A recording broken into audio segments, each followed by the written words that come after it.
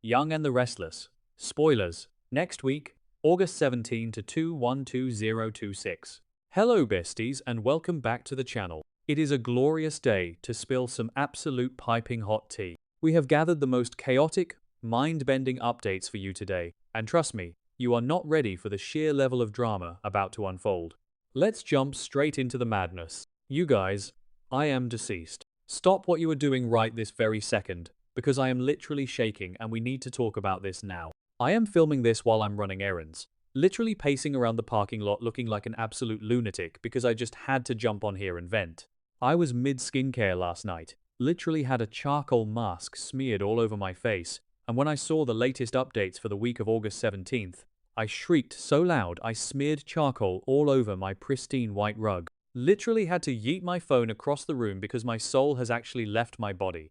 We are not just watching this show anymore, besties. We are invested, and I am personally, deeply, straight up offended by the absolute cinematic mayhem happening in Genoa City right now. The psychological warfare that the writers are putting us through is genuinely a crime, and I am here to dissect every single unhinged second of it. Wait, backtrack for a second. I missed a step because my brain is visibly buffering from the sheer audacity of this plot. Let's talk about Nick Newman. Bestie, be for real right now. I am hyperventilating just thinking about the absolute mess this man has become. So, we all know Nick hit rock bottom, right? He checked out of rehab, went to that super sketchy motel, and basically had a full-on drug-fueled bender with his neighbor, Marie Kirkland, which is honestly so unhinged. But wait, it gets worse, because Marie literally stops breathing. She overdoses. Nick has to do CPR on her. She wakes up furious at him genuinely, who wakes up mad that they didn't die, and tells him to leave her alone. He calls 911, and then, in a moment of sheer panic, calls Sharon to come rescue him. I was screaming at my screen. Sharon is a saint for dealing with this man, and don't even get me started on the vibes of that motel room. So now, Nick is back in rehab. Good for him, right? Wrong, because nothing in this universe can just be peaceful. Marie Kirkland, the woman who literally almost died on his motel room floor, is now reaching out to him in rehab. I cannot even. Why is she contacting him? Is she trying to target the Newman family? Is she genuinely trying to say thank you? I am glitching. Okay, back to the main event. The most terrifying part of all this is Marie's husband. Did I say that yet? Ugh, my brain is mush. Moving on, Marie has described her husband as powerful and dangerous. Besties, I am calling it right now, this is not just some random guy. We are about to get a full-blown mob boss villain arc, and Nick is going to be right in the crosshairs. I am genuinely terrified for Nick, because if he gets tangled up with a dangerous mobster while he is trying to recover from a severe fentanyl addiction, he is going to end up in a body bag, manifesting a total dumpster fire by the next update, because Nick cannot help himself. He has this massive hero complex, and he is going to try to save Marie from her dangerous husband, and it is going to blow up in his face. I am physically vibrating from the stress of it all. Nick, you are officially on my do not perceive list until you get your life together, because I am so done with you making the worst possible choices at every given opportunity. You are a billionaire, Nick. Please just sit in a luxury spa and drink green juice instead of fighting mobsters. Oh, hold on. I should have mentioned this earlier, but wait. Do you guys hear that? That weird humming noise? I think my car's AC is broken, or maybe it's just the sound of my brain cells dying from stress. Anyway, snapping back to the main tea, let's pivot to the absolute train wreck that is Matt Clark and Phyllis Summers. I am literally unwell just thinking about these two. They are continuing to bond, which is straight up terrifying. Matt is trying to start over in Genoa City, but let's be real, as long as he is breathing the same air as Victor Newman, he is not safe. And Phyllis? Girl, what are you doing? You are playing with literal fire. You guys, we need to heavily dissect the Victor Newman of it all. Why did Victor give Phyllis the company back? Or rather, why did he make that deal with her? Victor Newman does not do anything out of the goodness of his heart. He is playing 4D chess, while the rest of these clowns are playing checkers. I am genuinely convinced that Victor handed Phyllis that company just so he could watch her burn it to the ground, or he has some massive, apocalyptic trap set up for her and Matt. Victor is basically letting them think they have won, only to pull the rug out from under them in the most devastating way possible. My anxiety is through the roof. I am constantly waiting for the other shoe to drop, and when it does, It is going to crush Phyllis and Matt into absolute dust. And speaking of anxiety, send help, because Devon Winters is straight up spiraling and nobody is talking about it enough. Devon has completely lost the plot. He announced he is leaving Chancellor Winters to start a liberal arts college and a non-profit. Okay, sounds noble, right? Wrong. The pacing of this is giving major, manic episode energy. He already has a list of professors, but he hasn't even built the building yet. Bestie, you cannot hire faculty for a college that does not exist.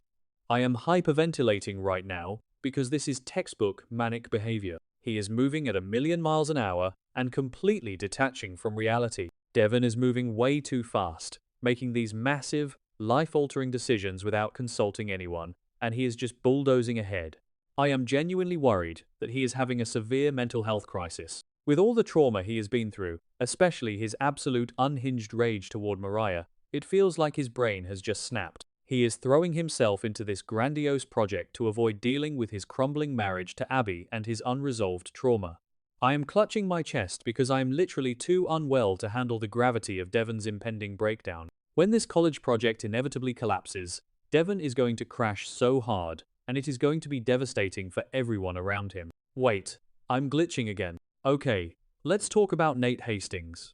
Nate is out here making massive moves too. He is meeting with a surgeon to discuss a groundbreaking treatment for his hands so he can return to medicine. I am literally screaming. Nate belongs in an not a boardroom, but this is Genoa City, so groundbreaking usually means highly experimental and potentially disastrous.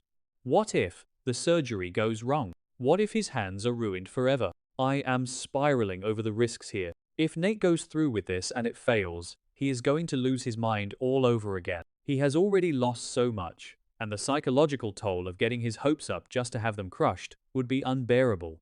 And while Nate and Devon are abandoning ship, Lily Winters is left holding the entire Chancellor Winters empire by herself. Lily is a total boss. We know this. But running a massive corporate conglomerate solo while Billy Abbott is secretly plotting a hostile takeover, she is walking straight into a trap. Billy is out here claiming the Abbotts technically own Chancellor because of some ancient unpaid bailout from John Abbott. Did I say that yet? Ugh, my brain is melting. Lily thinks she is on top of the world, but Billy is about to yank the throne right out from under her, and she has no backup because Devon and Nate are gone. She is completely exposed, and it is stressing me out so badly. I am genuinely so stressed for Lily. She is celebrating her new chapter with Kane, which, don't even get me started on the vibes of Kane Ashby slithering his way back into power, but she is completely blind to the absolute nuke Billy is about to drop on her, manifesting a total corporate bloodbath, because Lily is going to fight back, and it is going to be legendary. But I am also like, girl, please take a nap. You are doing too much. You cannot fight Billy Abbott, run a billion-dollar company, and deal with Kane all at the same time without losing your actual mind. Okay, stop what you are doing. We have reached the final boss of this week's drama, and I need you to brace yourselves because I am literally screaming into a pillow over this. Kyle Abbott and Victoria Newman. I am deceased. My soul has left my body. They are sharing a forbidden kiss, and the attraction is growing, and I am straight up disgusted, but also totally living for the absolute chaos of it all. This is the most unhinged, messy, chaotic dynamic I have ever witnessed, and I am physically unwell over it. Bestie, be for real right now.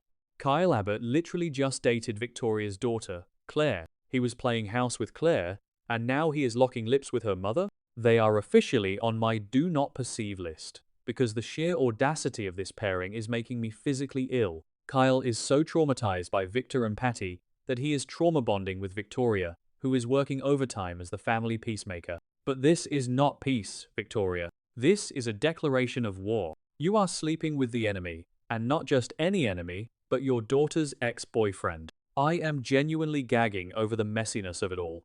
And don't even get me started on Victor Newman's reaction to this. Victor absolutely despises Kyle. He hates the Abbotts, he hates Kyle, and if he finds out that Kyle is putting his hands on his precious daughter Victoria, Victor is going to go nuclear.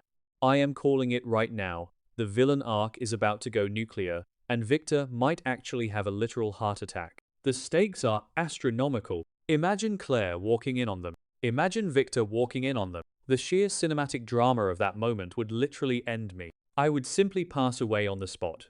I am mid-panic attack, just visualizing the fallout. Claire is going to be so shattered. Her mother and her ex-boyfriend? That is a betrayal that you do not come back from. Victoria is supposed to be the responsible one, the one holding the family together while Nick is in rehab and Nikki is dealing with her blindness and Victor is playing God.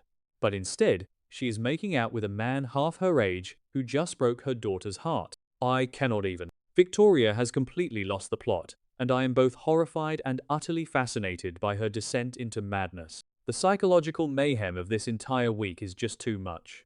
From Nick's dangerous new rehab stalker, to Devon's manic college project, to the impending corporate war between Lily and Billy, and the absolute dumpster fire that is Kyle and Victoria. I am physically vibrating. My grip on reality is slipping, and this show is now my entire personality. I am not okay.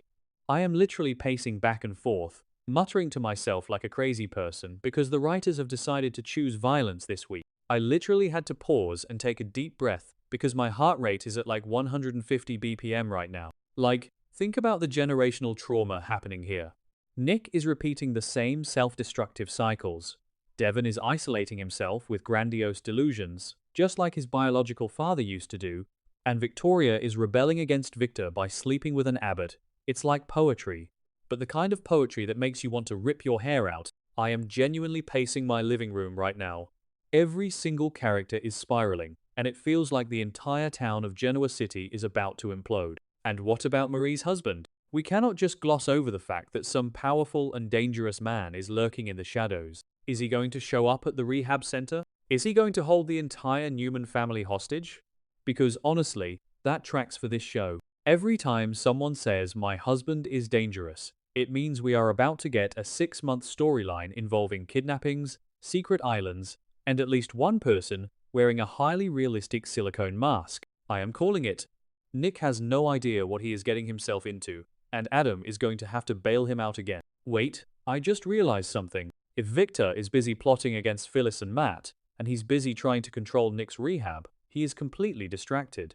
This is the perfect time for Kyle and Victoria to sneak around, which makes it even more dangerous. The moment Victor's attention shifts back to Victoria, he is going to catch them red-handed. I am literally hyperventilating right now. The explosive confrontation is going to be cinema. Cinema, I tell you. Victor is going to throw Kyle out of a window, and I will be here with my popcorn watching the entire empire burn. Okay, I have to wrap this up before I actually pass out from lack of oxygen. I am sweating. My charcoal mask is ruined. My cat is looking at me like I need to be institutionalized, and I am just so deeply, profoundly unwell over these fictional characters. You guys need to get in the comments right now and tell me I am not crazy for spiraling over this. Tell me you are also shrieking at your screens. We are in this mess together, besties, and I will see you in the next update where I will inevitably be crying over whatever unhinged choices these people make next. Send help.